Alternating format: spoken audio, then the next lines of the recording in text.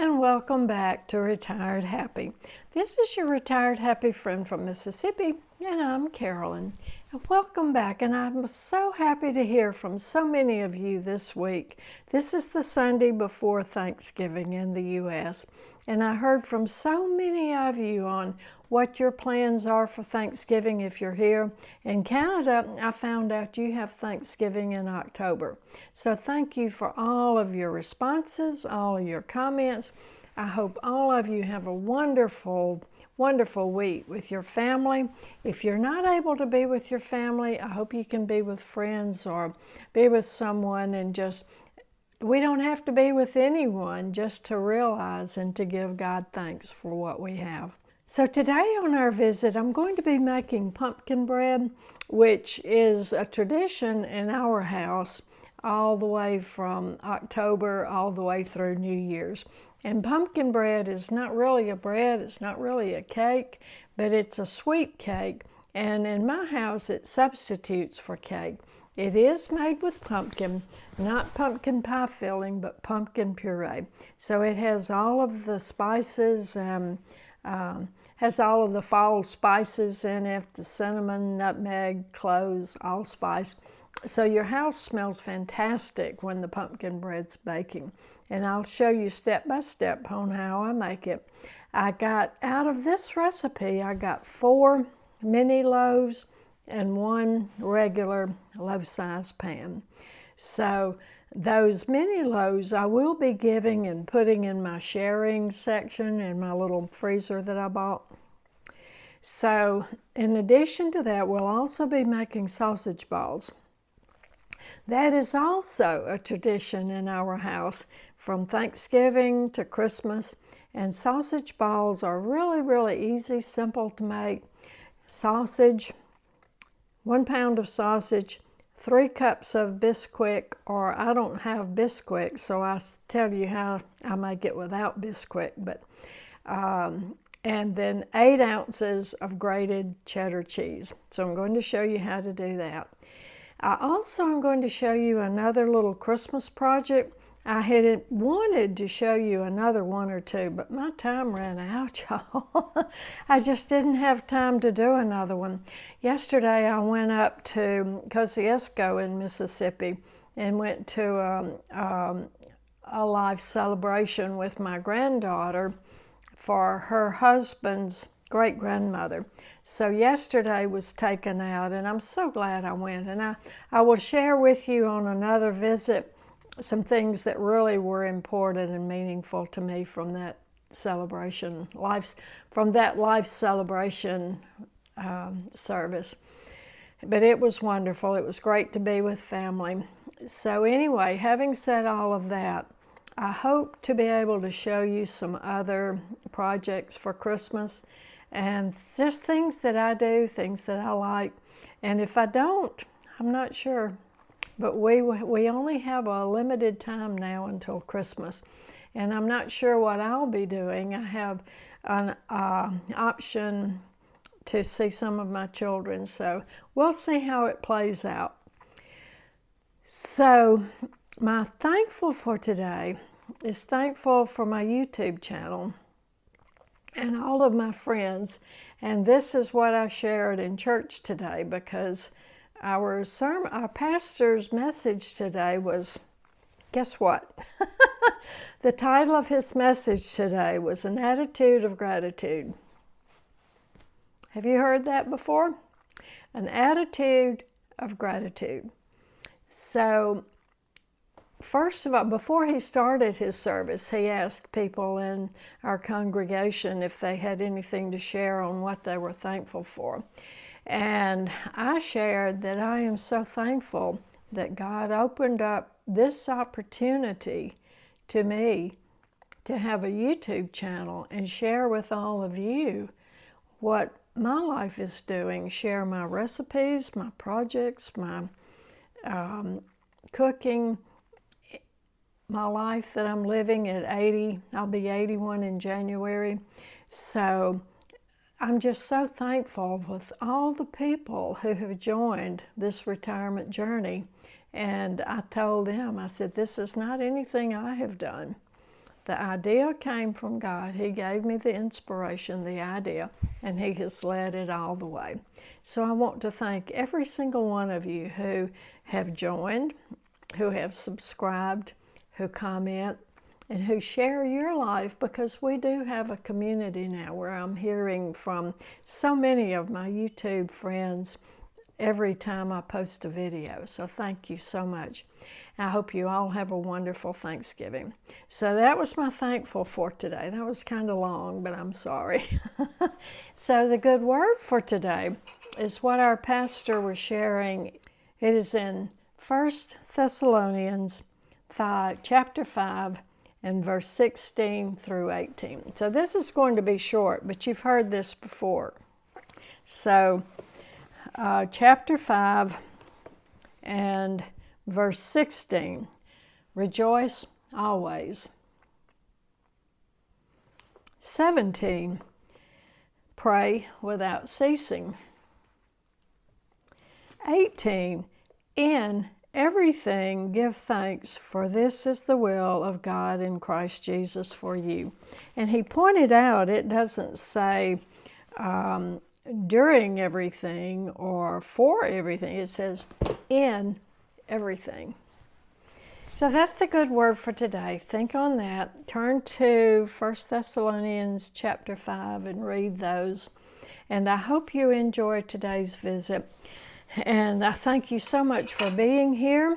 We have a lot going on, and we're starting Advent next Sunday.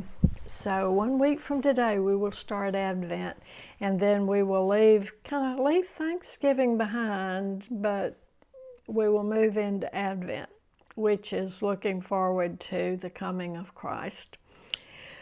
So I posted my quilted heart cards on my Etsy shop, and I only have 3 left. So thank you all for all of your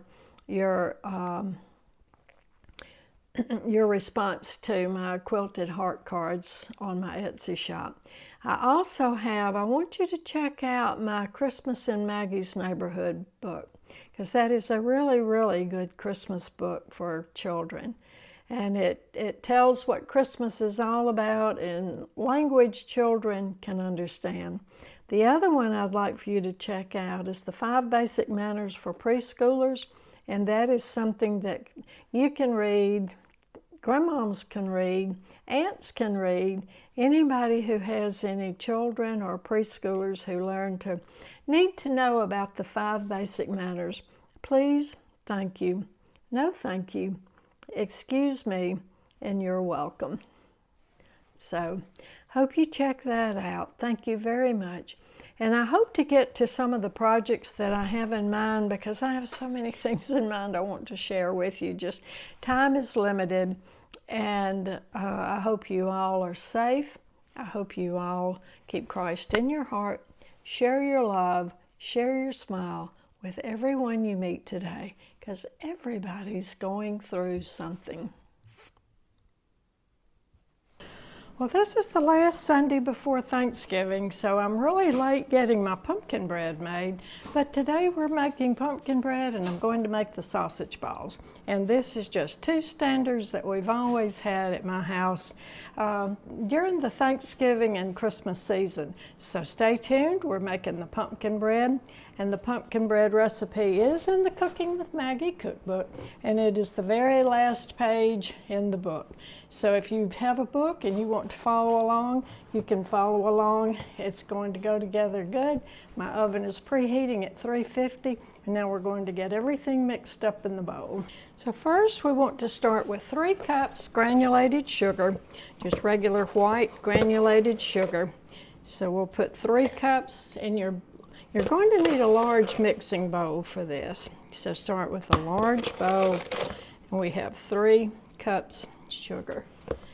Now to that we're going to add 1 cup Wesson oil. I don't happen to have Wesson oil in my pantry, so I'm using my oil that I have, my cooking oil, and I happen to have safflower, so that's what we're using today.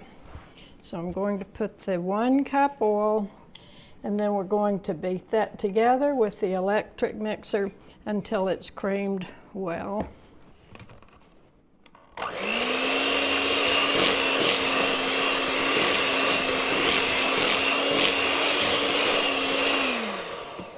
Next, we will add 4 eggs, one at a time, and 1 can of pureed pumpkin. And I have used Del Monte in the past, but this is the Kroger brand, 100% pumpkin. You don't want the pumpkin pie filling, just the 100% pureed pumpkin. The eggs one at a time and beat after each egg.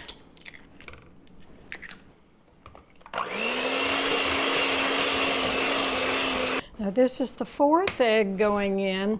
This will be the last egg. We'll beat it well and then add the 1 can of pureed pumpkin.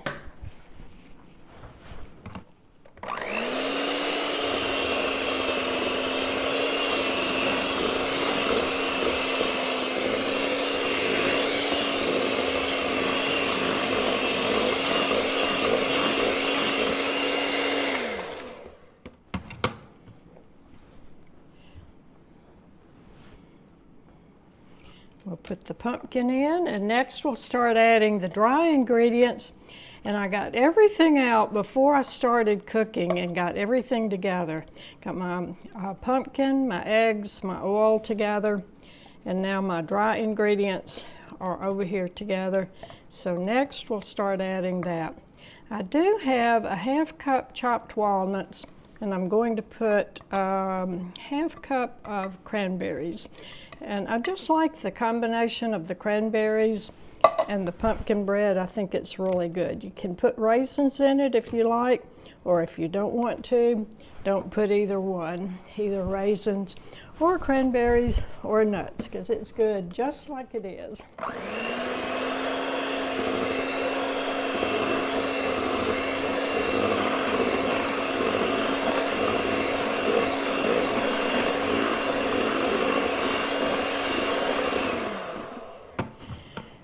Now the dry ingredients we're going to alternate with 2/3 cup water.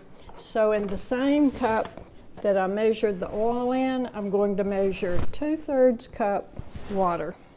Okay, there's the water ready. Now we need 3½ cups all-purpose flour, not self-rising, but all-purpose. So I'm going to start and add the flour 1 cup at a time.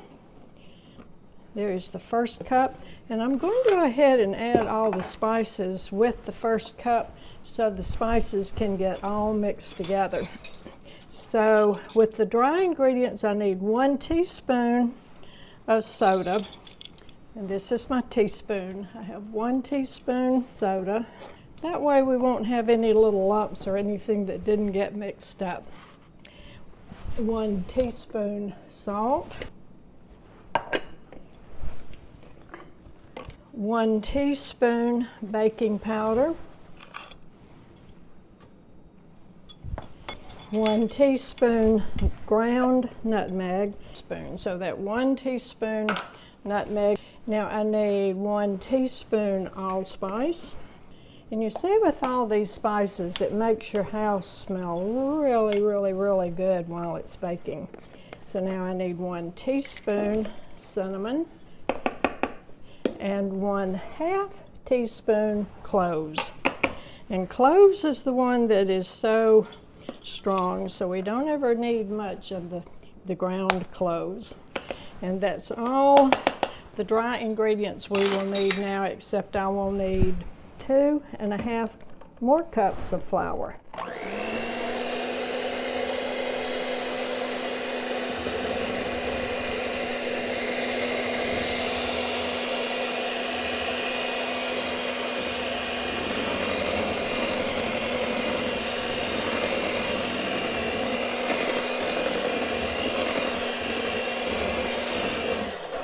I'm going to add 1/2 of the water, so that was 2/3 cup, so we'll put 1/3 cup water in and 1 more cup of flour.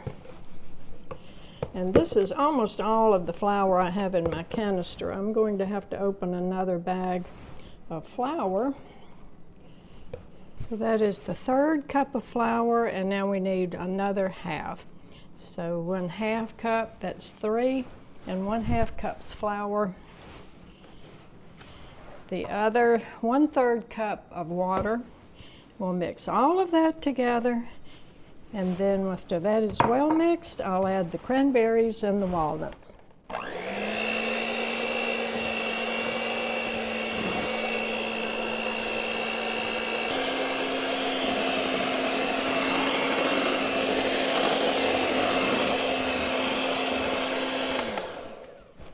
Now that is well mixed, and now we're ready to add the chopped walnuts. And I'm going to add right at half a cup and half cup of dried cranberries.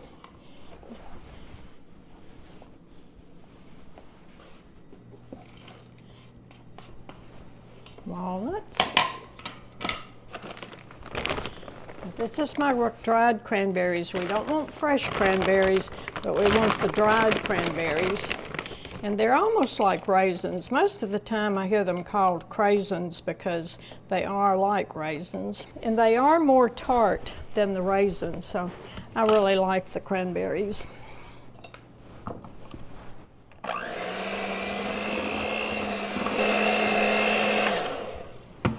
Now that is all mixed up. Now before I started, I did go ahead and oil, and I have my baking pans oiled and floured, and we're ready to put the batter into the baking pans. I'm ready to pour the batter in the pans. I might need to get one more of the little mini pans because this recipe makes 2 good loaves, and I have made 5 of the little mini loaves.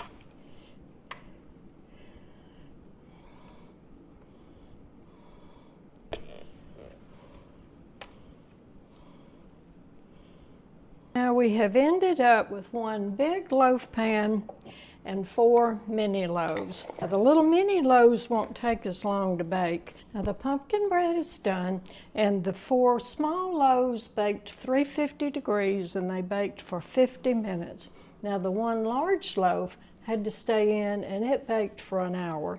So it smells so good in my kitchen.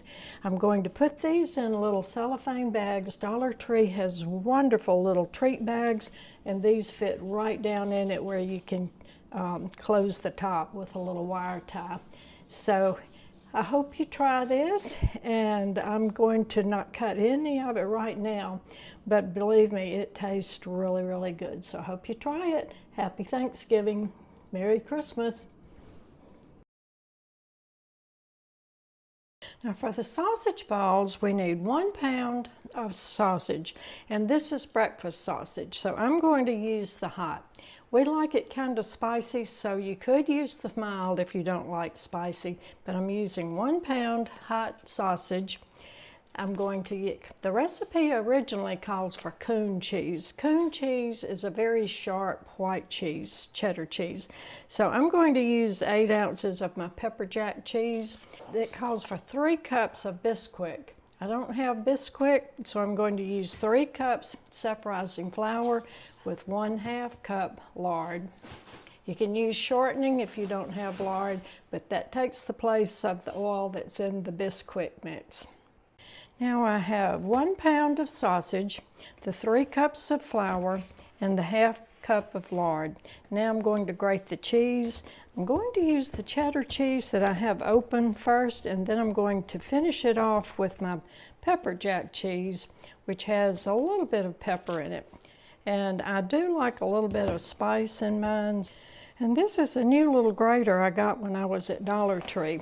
So I like it. It has the little grating side on that side, the small grater, and then the large grater for cheese and the slicer in the middle. So now all of my ingredients are in the pan. So I'm just going to get in there and start mixing it all up. And it will mix up. Doesn't seem like it when I first start, but by the time I get through mixing it all up, I will have it all the flour will be incorporated into the sausage and the cheese. Then we'll roll it into balls, and I like my balls a little bit smaller than a golf ball. So we use these in our family. We always have them out, sitting out before Thanksgiving dinner. We used to, when the children were little, on Christmas morning, we would have sausage balls and donut holes for breakfast with orange juice or hot chocolate, depending on the weather, while we opened Christmas gifts. So you can see how quickly this is all getting incorporated and blended together. It's kind of like kneading my bread dough. I don't mind it, and it gives me some exercise in my arm muscles. What are you doing, huh?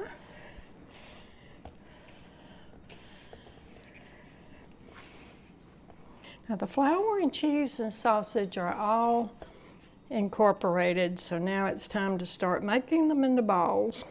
So I'm going to take them in my hands and just squeeze it together, and the heat from my hands will help to form it into a ball.